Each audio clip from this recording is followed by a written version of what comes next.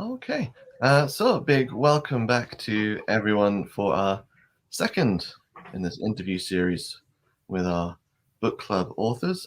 Today I'm joined by Anna McCluskey, all the way in America. So the time zones, that's the thing. Quite. So yeah, for those who read the book, you know she's the author of A Curse, a Key, and a Corkscrew. If you'd like to introduce yourself, though, for people who don't know who you are. Yeah, so I'm Anna McCluskey. I live in rural Oregon with a lot of pets and some plants and a husband. And I write urban fantasy and paranormal comedy. A Curse, a Key, and a Corkscrew is an example of the paranormal comedy. It's first in the Rhymes with Witch series. And I have most of a degree in the very useful field of theater. And that's me. Fair enough. I like that the husband is at the bottom of the list there. I mean, yeah, we've got He's pets, we've got plants, we've got husband. the husband just hanging around. I just imagine him sort of just situated between like two pot plants now. That's pretty accurate, yeah. He really likes the plants, so he just sort of hangs out in the forest. Nice. A comfortable environment in the background there. Yeah. Excellent. Yeah, well, thank you for joining us today. I say us like as some sort of audience. It's me at the moment, I guess. There will be an audience. There will be people watching this. I believe you. Yeah, we had people watch the last one, and I'm sure there's dozens of people. It's not just me clicking refresh. It's anyway, on to the actual questions and the interview part of the interview. That's probably important. So yeah, we got a few questions from the readers and some from other sources as well. So our first one was about the actual setting for the book. So obviously, as you mentioned before we started recording, you do sort of that real world setting for your stories. Is this sort for the Curse, the Key, and the Corkscrew? Is that very similar to somewhere you have lived or you grew up? It's actually very similar to the town I currently live in. So I live in Albany, Oregon. I made it Alexandria, Oregon, but you have in the books they travel to Salem, for example, which is 30 minutes away, and it's 30 minutes away from where I live. And Right. there's a dive bar in the book, and there's dive bars all over this town, and things like that.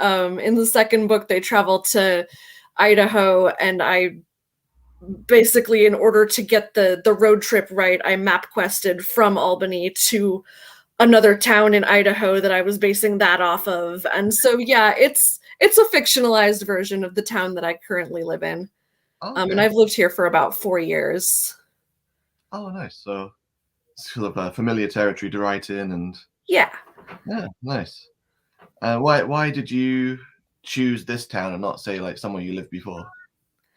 I think I kind of wanted it to be a small town situation rather than like an urban fantasy. It seemed to fit kind of the tone of what I was going for. It was the first book I ever wrote as well, so it was kind of like, okay, I'll put it in this place that I am right now as I'm writing this. I'm sitting in a coffee shop mostly in this town writing about this town. So that seemed just very natural and logical to me.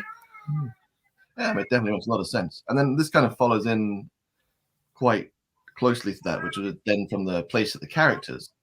So obviously you write about the city. Are there sort of real life inspiration for the characters again from the same place, or are they legally? So Joan, the main character, has a lot of me in her. She's very, very Anna. And then Sadie, her best friend, was kind of based on one of my very good friends. And I think a lot of her mannerisms and everything is very Alexa, my friend.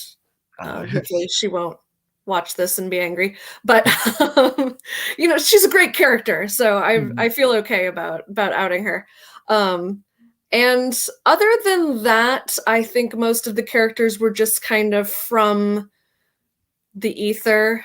There's a witch named Wendy, and I was making up this character, and I asked my mother-in-law what the character's name should be, and her name is Wendy, and she said Wendy, and so I was like, all right, but I'm spelling it differently, so I spelled it differently. But the character is not based on my mother-in-law at all. Just the name. Yeah. Yeah.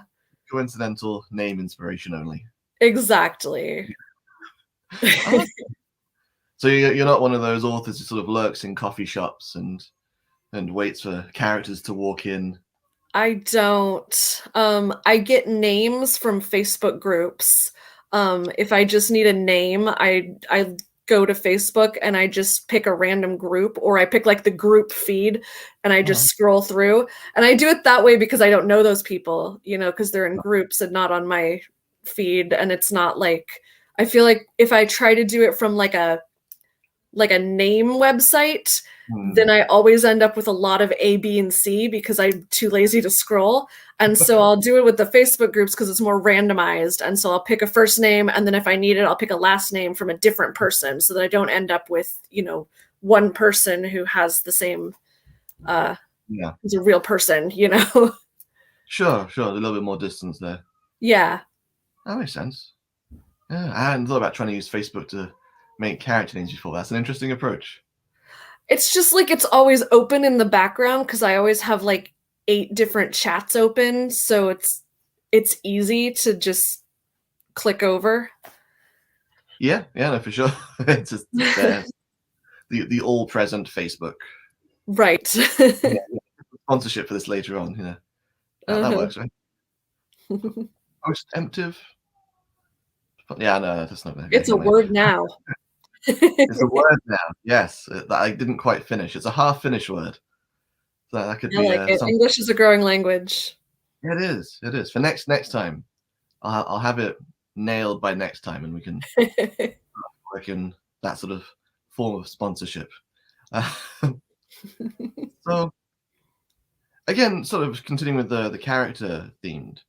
So, one of the things I really liked about the book was the diversity of the characters. Okay. So because it's it's a class setting. Uh-huh. When I say diversity, like the personality mixes. Okay. Yeah, because they're all just thrown together, right? Yeah. There's not like they weren't natural friends. They were just people who went, oh, this happened to us. We should deal with it. Right. And I think a lot of people, when they write that kind of large ensemble, even if you've supposedly got sort of the enemy or the annoying guy, there's still some sort of lovable, roguish elements about them. Where I think you've managed to get a really nice and sometimes utterly opposing sort of mix of people together, and because of the situation, just forced into this cooperation. It's both realistic and funny. That's what I was going for. No, it's good. It's good. But I was wondering, like, how did you kind of decide which characters were going to end up in this book from like a sort of a class environment, and how you kind of map out those personalities when you're writing them? I don't know. That's a really good question. I don't know that I do map out personalities when I'm writing them. I think that dialogue has always just been very much my form of writing. Is I work well with dialogue. I think it's because I have a background in theater. I started out as a playwright. That was what I wanted to do. I don't have any plays that have been produced or anything except for like in class, but like I started out wanting to write plays for a living and then kind of shifted gears into books. And that's when I started being really serious about it, and publishing and everything was when I started writing books. But because I have that background, I think that dialogue has always been the easiest part of writing for me. And I think that it's really easy to make a character come through in dialogue.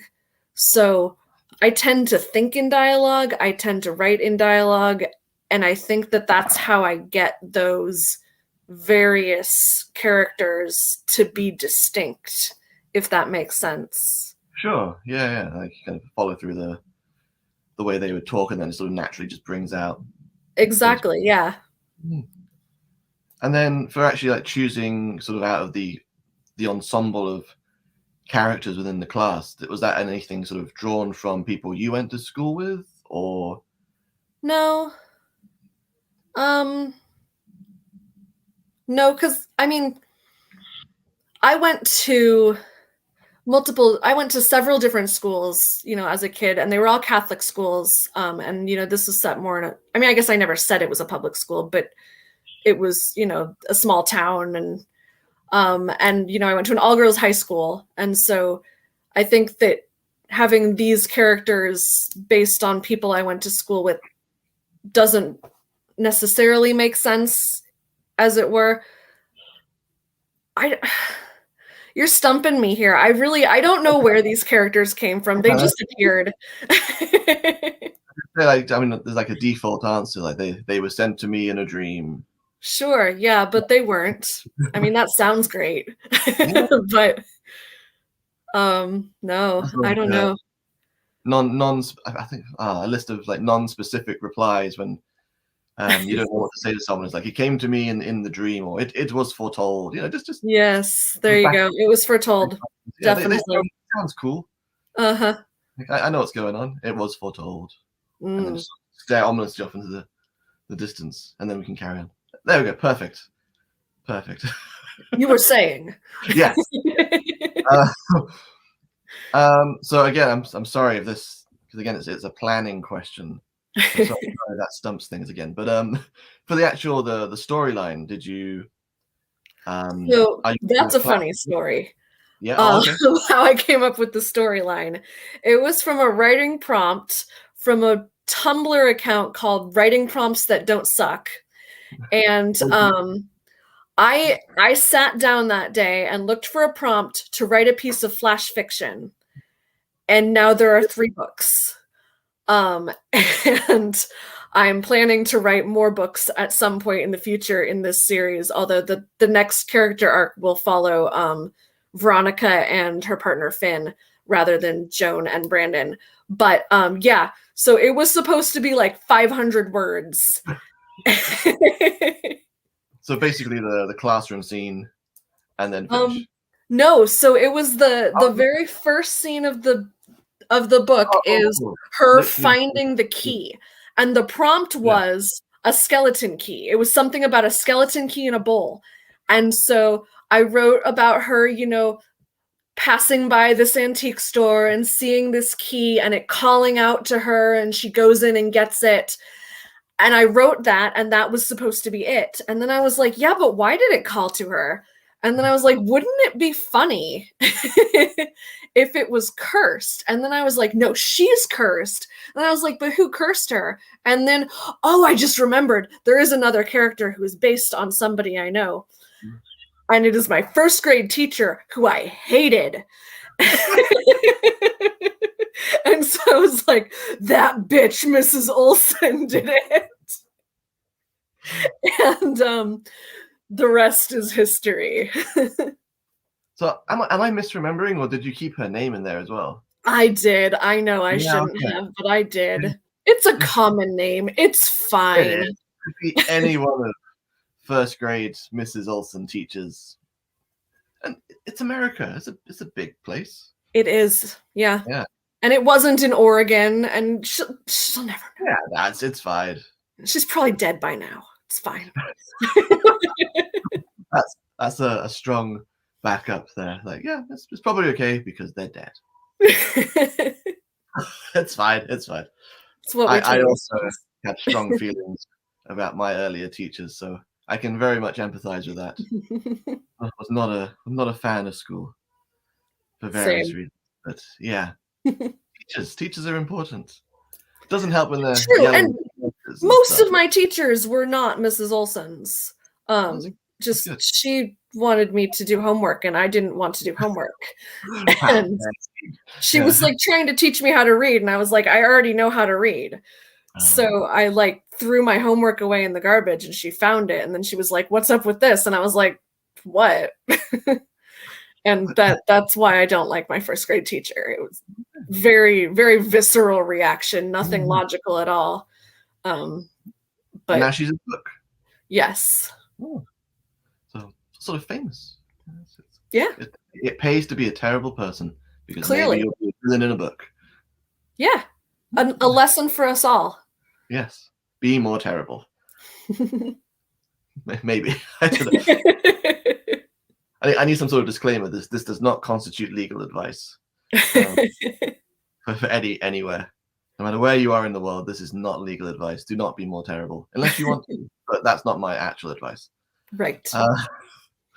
Then, without sort of giving away too much and sort of trying to sort of skirt around plot situations, what made you choose your eventual solution to the curse?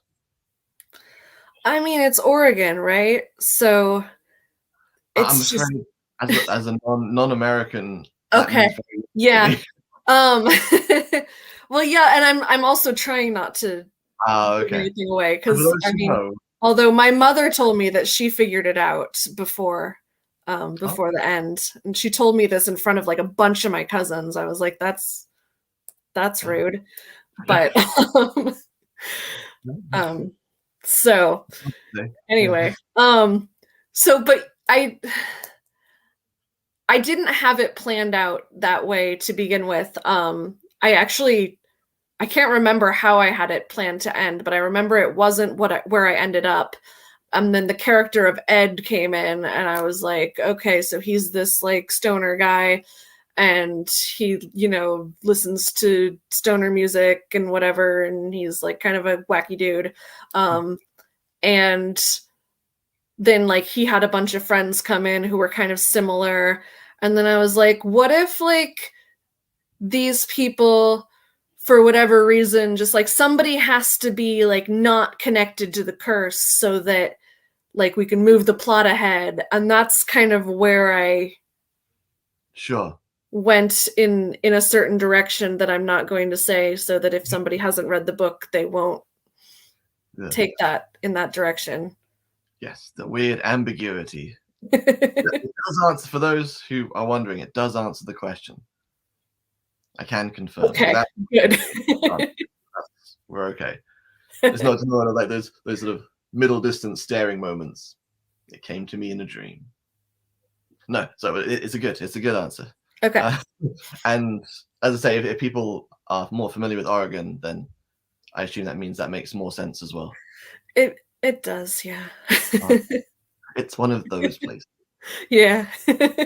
Having well, being born in the UK and now living in Japan, where like even the general idea of that has led to several celebrities losing their jobs and having to apologize on national TV in a rather amusing and bemusing circumstance.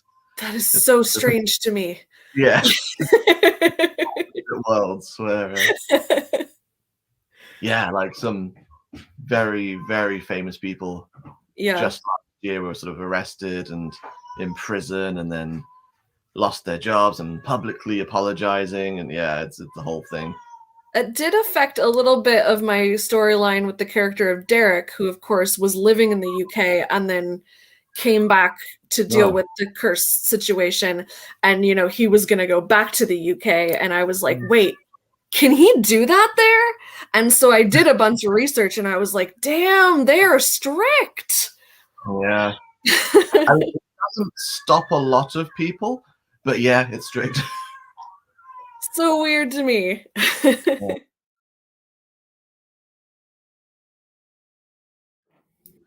We're back. Babies are mostly dealt with as far as babies can be. So,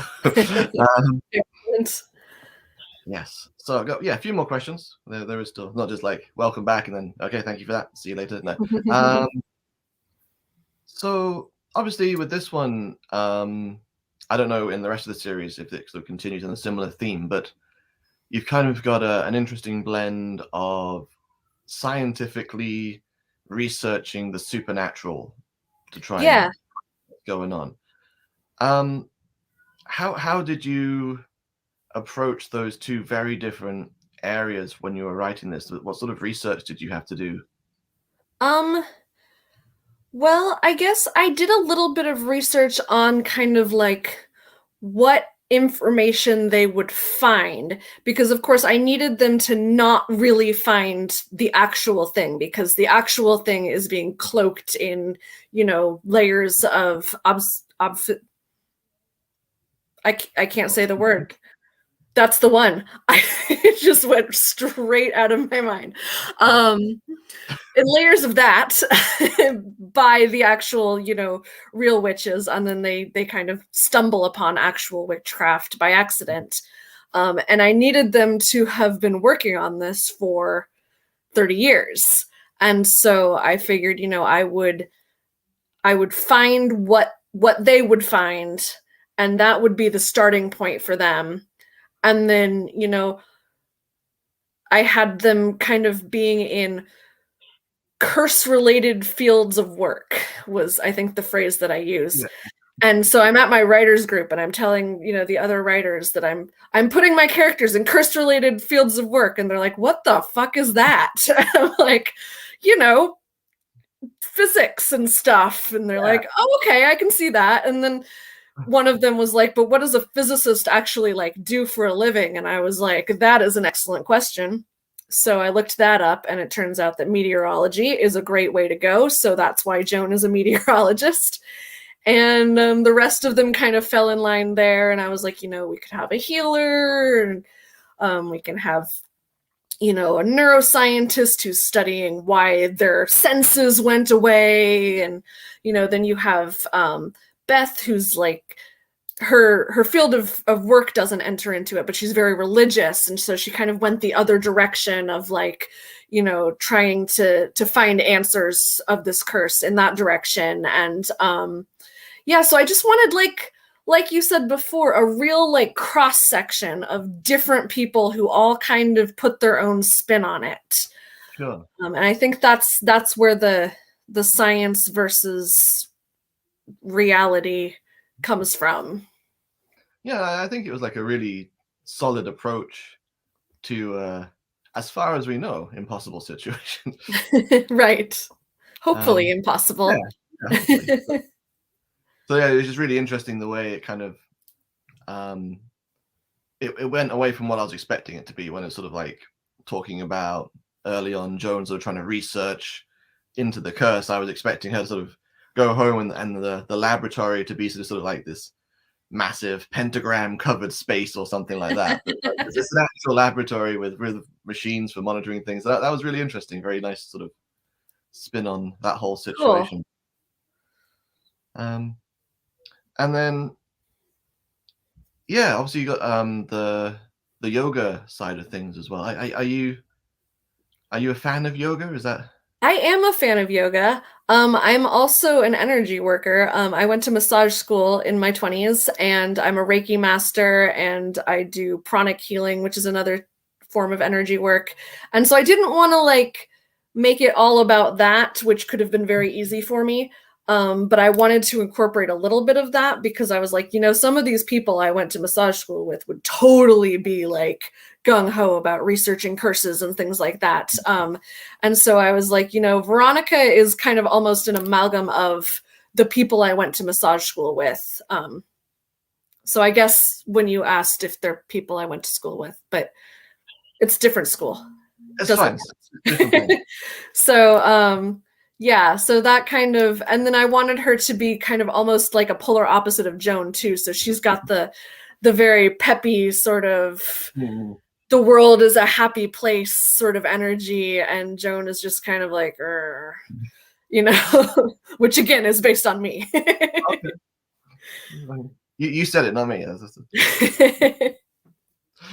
No, Veronica was a very, very interesting character. I liked the almost like the yoga battle towards the end of the book. That was very surprised because I wasn't too sure.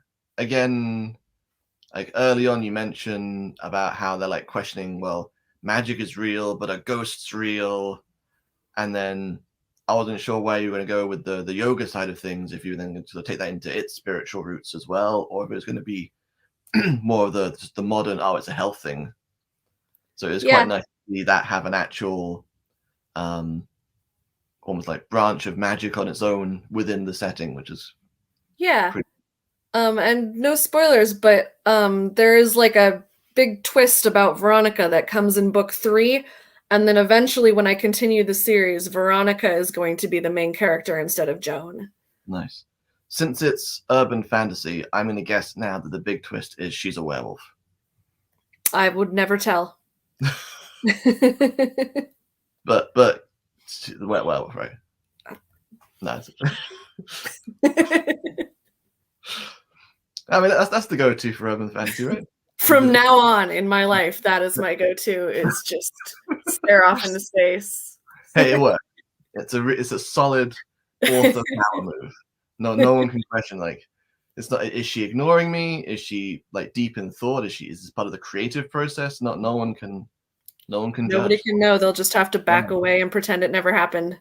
Yeah, it becomes awkward for them, not for you. Yeah, I don't care. Yeah, I'm looking over there. Yeah, exactly. You got stuff going on now. Power move. Yeah. So our last and perhaps most important question. So obviously you mentioned that you were literally in school with Miss Olsen, so that this actually ties in quite well. Was your car... It'd help if we can actually say the words for the question. We'll try that again. I believe in you. Was cursed when you were in school? And have you since defeated the teacher in single wizard combat? No, I'm sorry to disappoint, but no, I have never been cursed that I'm aware of. How I would defeat her, I'm guessing I would probably set the trash can on fire that that she found my homework in, that we discussed previously. And then probably she would just go up in flames as well. Okay, because like her whole being is connected to the homework. Yeah, exactly. I remember nothing else about this woman except that I threw away my homework, she found it, and she called my dad. Oh, wow. It's just escalating now. It's like, so yeah, she's angry, but no, there's parents involved. Yeah, it was a whole big thing. Yeah.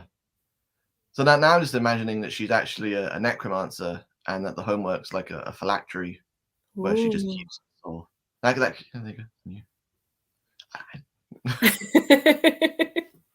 You're welcome to the idea if you want. But I also won't take it personally if you just... I mean, Mrs. Olsen is pretty soundly dealt with at the end of this. It's true. This arc. So. So. Yeah. Okay. Maybe another character. More necromancers. Yeah, absolutely. You will see necromancers from me in the future. Dozens of necromancers. A whole issue. A whole civilization of necromancers. Well, yeah, like a Necromancers Anonymous, like a support group for necromancers that just aren't feeling super great about things anymore. That sounds like fun. I feel like necromancers probably do have quite a bit of like shit going on in their heads because of everything they do. So right, it doesn't seem like a pleasant existence. Yeah. I mean, not to completely derail too far, but there is a webcomic. I'm afraid I forget the name of it. So, but there's a lich in that, and he's like just trying to die because he's so old and he's so just despairing at life, and so you get that. Yeah, it's a I feel for him. That could be a thing. Absolutely. Well, on that happy note about depressed necromancers, thank you very much for joining me/us. Thank you for having me. And yeah, so please do tell people if they've decided to stumble upon this and haven't read your book yet. Yeah, so that's A Curse, a Key, and a Corkscrew. In a nutshell, spoiler free mostly. And then there's 2 more books. I have them. Oh yes, the second book has a very classy title of Witches and Weed. And then the third book is Magic, Mayhem, and a Martini, which I think is pretty classy. And then there will be more coming eventually, probably in 2025. Okay, not too far away. Yeah. So, and that'll be following Veronica and her partner Finn, who shows up in Witches and Weed. Who may or may not be werewolves. Yeah. Buy the books, find out. Exactly. There you go. Yeah. The only way to know. Yes. Right. Well, thank you very much. There will be links and things in the description once I've done the editing and re-uploaded this together. But for people who jump in and watch the videos, what is the best place to find your books and things? My website, actually, annamccluskey.com. There is a discounted bundle there for the series, or you can buy the individual books as well. Excellent. Well, thank you. And for those watching, thank you for joining us. I will be back again next month with another interview. And don't forget, if you want to join us to talk about the books, there is a link to the book club, and we meet at the end of the month on the Saturday. So hopefully see some of you there. Take care. Thank you.